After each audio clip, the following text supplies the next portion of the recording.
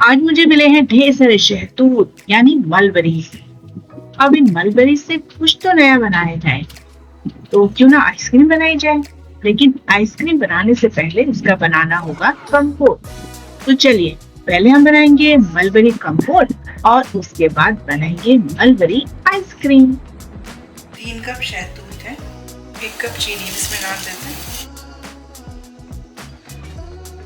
थोड़ी देर से ढक देंगे।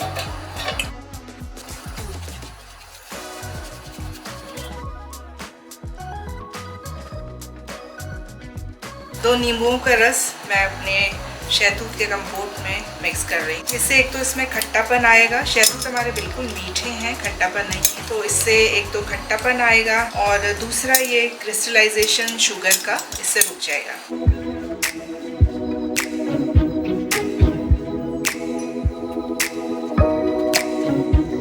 कंपोट में चिपचिपापन आ गया है। ठंडा होने के बाद ये और गाढ़ा हो जाएगा।